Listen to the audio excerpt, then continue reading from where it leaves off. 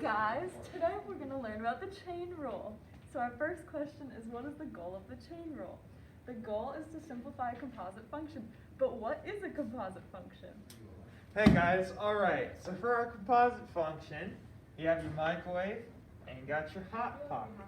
So the composite function is described as a function inside of a function. So the cheese inside of the hot pocket.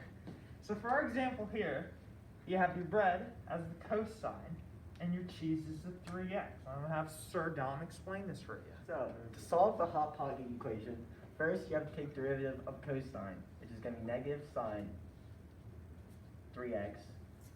And you have to multiply by a derivative of 3x, which is just 3. So you take the 3, put it in front of the negative sign. So, y prime equals negative 3 sine 3x. Now that we know what a composite function is, we know when to use the chain rule. So we use it when there is a composite function. The notation given for the chain rule is f prime of g of x times g prime of x. Now let's hop over and do some examples. Alright, hi guys.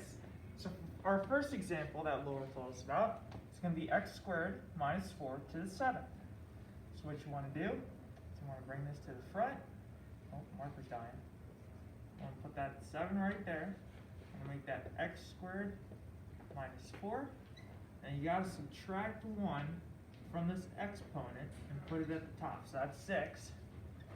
Then you multiply it by the derivative of this one, which is going to be 2x.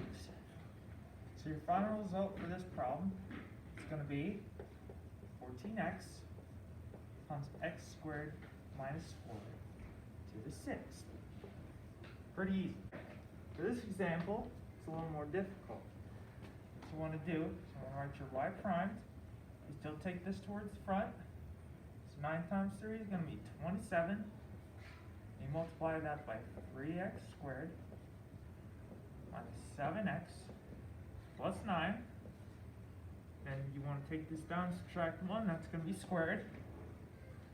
And you multiply it by your derivative of this one, which is going to be 6x minus 7. So your final result should be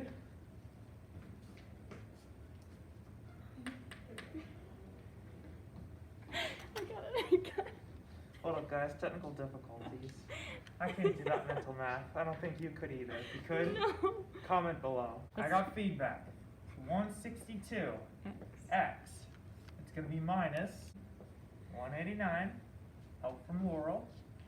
It's going to be 3x squared minus 7x plus 9 squared. Alright, now we're heading back over to Laurel for a couple more examples. Alright, so now these examples are going to have trig functions. So here we have y equals sine 4x. So first, we take the derivative of the outer function, which is cosine, multiply it by g of x,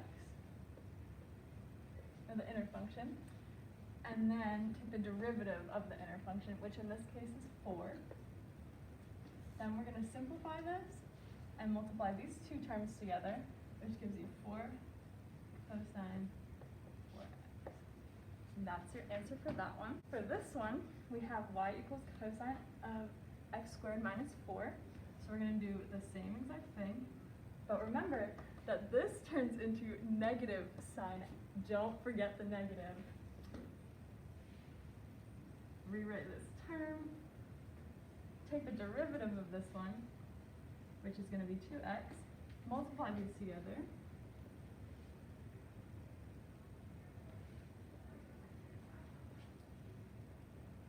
And that's your answer.